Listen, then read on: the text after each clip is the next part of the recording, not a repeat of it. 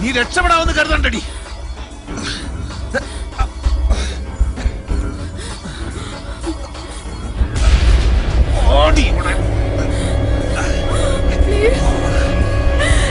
നീ രക്ഷപ്പെടാമെന്ന്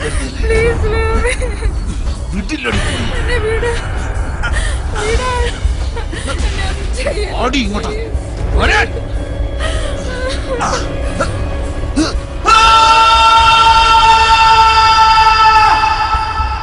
അയ്യോ ഈശോയെ, ഞാൻ നിലത്ത് മെത്തയിടാൻ മറന്നുപോയല്ലോ. ഈ മനുഷ്യനെ കൊണ്ട് ഇന്നെന്താ വീഴാൻ ഇത്ര വൈകിയെന്ന് വിചാരിച്ചതേളൂ. മനഃപൂർവ്വമല്ലല്ലോ അനി, സ്വപ്നത്തിലല്ലേ. അല്ല, ആരായിരുന്നു ഇന്നത്തെ നായിക? ഇവളാണെന്ന് പറയാം, ഇല്ലേ പണി കിട്ടും. സത്യമായിട്ട് നീയായിരുന്നു? ഓ പിന്നെ, തൊട്ടടുത്ത് കിടന്നിട്ട് തിരിഞ്ഞു നോക്കാത്ത ആളാ. സ്വപ്നത്തിൽ കൊഞ്ചാൻ വരണം. അന്ന് ഓഫീസിൽ പോകാൻ നോക്ക് മനുഷ്യ. അമ്മേ എനിക്ക് പോകാൻ സമയമായി. അച്ഛൻ വീണ നോക്കി നിൽക്കാതെ ബ്രേക്ക്ഫാസ്റ്റ് എടുക്ക്. അച്ഛൻ വീണടാ. ഇത് എന്നും ഉള്ളതല്ലേ. I welcome all of you.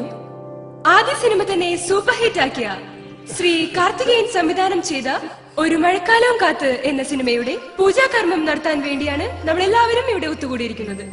Divine ഫിലിംസിന്റെ ബാനറിൽ ശ്രീ കനകരാജ് ആദ്യമായി നിർമ്മിക്കുന്ന ഈ സിനിമയിൽ തമിഴകത്തിന്റെ യുവനടൻ ജയശങ്കറാണ് നായകൻ.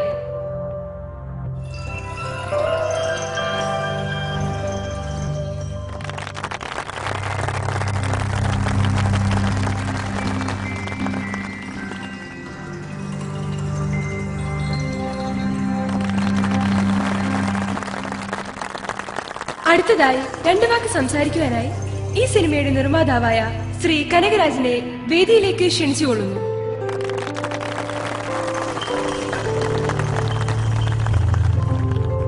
നമസ്കാരം. എന്താ പറയേണ്ടതെന്ന് എനിക്കറിയില്ല. ഇതെന്റെ ആദ്യ സിനിമയാണ്. എന്റെ ജീവിതത്തിലെ ഏറ്റവും വലിയ ആഗ്രഹമാണ് ഇന്നിവിടെ തുടക്കം കുറിച്ച ഈ സിനിമ. ഒരുപാട് സന്തോഷമുണ്ട്. ഈ സിനിമ മംഗളകരമായി പൂർത്തിയാക്കുവാൻ നിങ്ങൾ ഓരോരുത്തരുടെയും സഹകരണവും പ്രാർത്ഥനയും എന്നോടൊപ്പം ഉണ്ടാവണം. ഈ ചടങ്ങിൽ പങ്കെടുത്ത നിങ്ങൾക്ക് എല്ലാവർക്കും എന്റെ നന്ദി അറിയിക്കുന്നു. നന്ദി, നമസ്കാരം.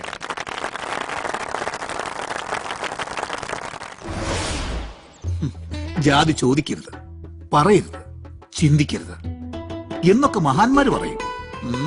എന്നാലേ നിങ്ങളുടെ ജാതി മതം നോക്കി സർട്ടിഫിക്കറ്റ് തരാനാ സർക്കാർ ഞങ്ങൾക്ക് ശമ്പളം തരുന്നത്. ഉദാഹരണത്തിന് നിങ്ങളുടെ ഇരട്ടപ്പേരെന്താ? എല്ലാരും കാവർക്കി വിളിക്കുന്നത് കണ്ടാലും അങ്ങനെ തോന്നും. ഞാൻ ചോദിച്ചത് അതല്ല, നിങ്ങളുടെ അച്ഛന്റെ പേരെന്താ? ശിവശങ്കരപിള്ള. എന്നാര് പറഞ്ഞു? അമ്മ പറഞ്ഞു. അത് അമ്മയും മോനും കൂടെ വീട്ടിൽ ഇരുന്ന് പറഞ്ഞാൽ മതി. നിങ്ങളുടെ അച്ഛന്റെ പേര്, ജാതി, മതം ഇതൊക്കെ തീരുമാനിക്കാനുള്ള അവകാശം ഞങ്ങൾക്ക് മാത്രമുള്ളതാ. അതുകൊണ്ട് നേരാമണ്ണം ഞങ്ങളെ കണ്ട നേരത്തും കാലത്തും വീട്ടിൽ പോവാം. അതല്ലെങ്കിൽ അച്ഛന്റെ പേരും അയാളുടെ തണ്ടപ്പേരും ഒക്കെ ഞങ്ങൾ മാറ്റും. പിന്നെ ഇവിടെ വന്നു പോകുന്നത് ഒരു പോക്ക് വരവായിട്ട് മാറും. ഇതെന്ത് 200 രൂപയോ? ഇത് പറ്റില്ല. സാധനങ്ങൾക്കൊക്കെ എന്ത് വിലയെന്നറിയോ? ഇപ്പൊ നിങ്ങൾ വിചാരിക്കും ഇതെല്ലാം കൂടെ എനിക്ക് ഒറ്റയ്ക്ക് തിന്നാനാണ്. അല്ല, അപ്പുറത്തിരിക്കുന്ന ഓഫീസറെ കണ്ടോ? മൂപ്പര് ഭയങ്കര സീരിയസാ. ഒന്നും നേരിട്ട് മേടിക്കുകയില്ല, ഒക്കെ ഞാൻ മുഖേനയാണ്. ഇങ്ങോട്ട് വാ, ഇവിടെ നിൽക്ക, ഒക്കെ ഞാൻ റെഡിയായി കൊണ്ടുവരാം.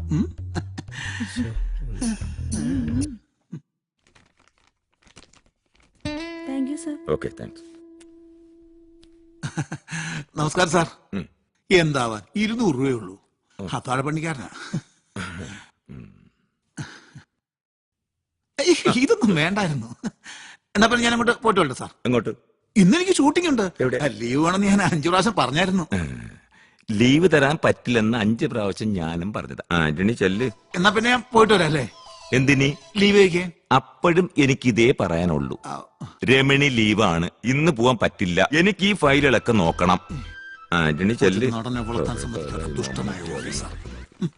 കീറുവല്ലോ. 1ഉം 2ഉം പടമൊന്നും അല്ല, 20ഓളം സൂപ്പർ ഡയറക്ടർമാരുടെ പടം ചെയ്തിട്ടുള്ളവരാണ് ഈ പോറ്റി. എന്നിട്ട് എനിക്കൊരു പടം തരാൻ നിങ്ങൾക്ക് ഇതുവരെ കഴിഞ്ഞില്ല. ഷൂട്ടിംഗ് പോലും നേരെ ചൊവ്വേ കാണാത്തവന്മാരാണ് ഇന്നത്തെ ഡയറക്ടർമാര്. അവരെ പോലുള്ളവരെ നിങ്ങൾക്ക് ചേരൂ. അതിന്റെ ഗുണം സിനിമ തിയേറ്റർ വരുമ്പോ അത് കാണാനുണ്ട്. Good morning sir. ഫോണിനോടുള്ള സംസാരം എനിക്കിങ്ങോട്ട് താങ്ങിയതാണല്ലേ? ഞാൻ അങ്ങനെയൊന്നും ഉദ്ദേശിച്ചില്ല സാറേ. ശരി ശരി, അടുത്ത സീനിന്റെ സ്ക്രിപ്റ്റ് എടുക്ക്. അതിന് നായികയില്ലല്ലോ, നായിക വന്നാലേ അടുത്ത സീനുള്ളൂ. നമസ്കാരം സാറേ. എന്റെ വേഷം എപ്പോഴാ സാറേ? വേണുവിന് SI വേഷം തന്നെ കൊടുത്തേക്ക്. SI വേഷോ? ഡേയ്, ഒരു മിനിറ്റ്, ഇപ്പൊ വിളിക്കാം, ഒന്ന് വെയിറ്റ്. ശരി സാറേ. അതെ, ഇതൊരു കുരിശ, വേറൊരു വഴിയുമില്ല. അതിനകത്ത് SI വേഷം ഇല്ലല്ലോ. ഓക്കെ ശരി ശരി, ഞാൻ പറഞ്ഞില്ലേ തൽക്കാലം SI വേഷം കൊടുത്ത് അവിടെ എങ്ങാനും ഇരുത്ത്. ഹീറോയിൻ വരുമ്പോഴേ ആൾക്കാരുടെ ശല്യവും കുറയ്ക്കാം. നമുക്കൊരു വെയിറ്റ് വാങ്ങി. പപ്പ, ആ ആർട്ടിസ്റ്റിന്റെ കാര്യം എത്രയും പെട്ടെന്ന് നീ കൊണ്ടുവാ. ഇവിടെ ആകെപ്പാടെ പ്രശ്നം. സരസ, ഇവിടെ വാ. എവിടെ നമ്മുടെ ഹീറോയിൻ? വിളിക്കണം. എപ്പോ വിളിക്കാൻ അങ്ങോട്ട്. ഓ, ആകെപ്പാടെ ഓന്റെ വേണം സാർ. എത്ര സീൻ തീരേണ്ട സമയമായി, അവസാനം ഷൂട്ടിംഗ് തീർന്നില്ലെങ്കിലേ എന്നെ കുറ്റം പറയല്ലേ? അല്ല സാർ, ഇപ്പൊ എത്തും. ഭയങ്കര ട്രാഫിക് അല്ലേ, വാഹനം കൂടുകയും റോഡ് ചെറുതാകുകയും ചെയ്യുന്ന കാലമല്ലേ സാർ. പോറ്റിയെ വിളിച്ചിട്ട് സോങ് സെറ്റ് ചെയ്യാൻ പറയൂ. സാറേ ഇതെങ്ങനെയുണ്ട് സാറേ? അടുത്ത കുരു വന്നു. സൂപ്പർ ആയിട്ടുണ്ട്. ആ, ഈ കോസ്റ്റ്യൂമും മേക്കപ്പും ചേർന്നപ്പോ ഓ നന്നായിരിക്കട്ടെ. വേണു, നമ്മുടെ നായിക ഇപ്പൊ വരും. ആ, അവർ വന്നിറങ്ങുമ്പോ ആൾക്കാർ തള്ളിക്കയറും. അവരെ സേഫായിട്ട് വേണു ലൊക്കേഷനിൽ എത്തിക്കണം. അത്രേ ഉള്ളൂ. അത്രേ ഉള്ളൂ. അത് ഞാൻ കലക്കും സാറേ. കാലേച്ചോട്ടു. എന്റെ 2 ലക്ഷം രൂപ പോയി.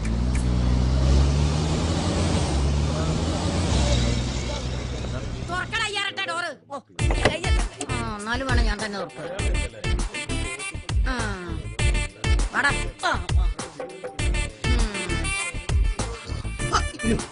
അയ്യോ സാറേ, സാറേ ഞാൻ ഒരു തെറ്റും ചെയ്തിട്ടില്ല. നെറ്റിൽ കണ്ട് ഫോട്ടോ എന്റേതല്ല, മോർഫിംഗാ സാറേ. മാഡം വരണോ? ഇത് ജൂനിയർ ആർട്ടിസ്റ്റ് ആണ്. കോരത്ത് തന്നെ നീ എന്റെ നല്ല ജീവൻ കളഞ്ഞല്ലോടാ. തുറക്കണേ ഡോറ്. തുറക്കാൻ എടുക്കടാ പാത്രം. മാഡം ഇത് പാത്രമാണോ ഗർഭപാത്രമാണോ? പാത്രത്തെ കൊച്ചിരിക്കുന്നെന്ന്.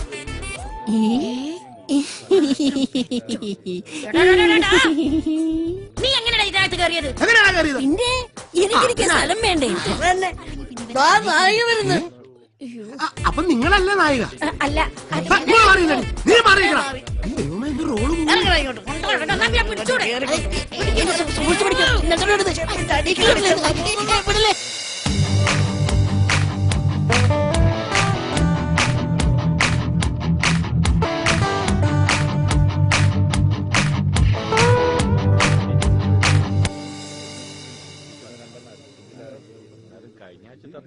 മാഡം, ഇതാണ് പ്രൊഡ്യൂസർ കനകരാജ് സാർ. സാറിന് മനസ്സിലായില്ലേ? പിന്നെ അതെന്ത് ചോദ്യാണ്, തിളങ്ങുന്നവരാണല്ലോ താരങ്ങൾ. ഇരിക്കൂ.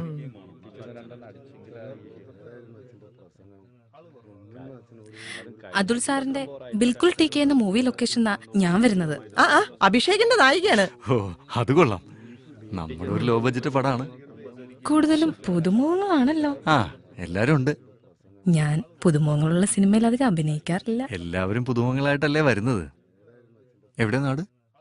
നാട് പുതുക്കുളങ്ങര. ഇപ്പൊ ചെന്നൈയിലാണ്. പുതുകുളങ്ങര. അവിടെയും പുതുണ്ട്. ആ, ഞങ്ങളുടെ റൂം ശരിയായിട്ടുണ്ടല്ലോ. ടൗണിലാ, പ്ലാസ ഹോട്ടൽ. 3 റൂം ഇട്ടേക്കണേ. സൈലൻസ്. നിങ്ങളോടല്ല.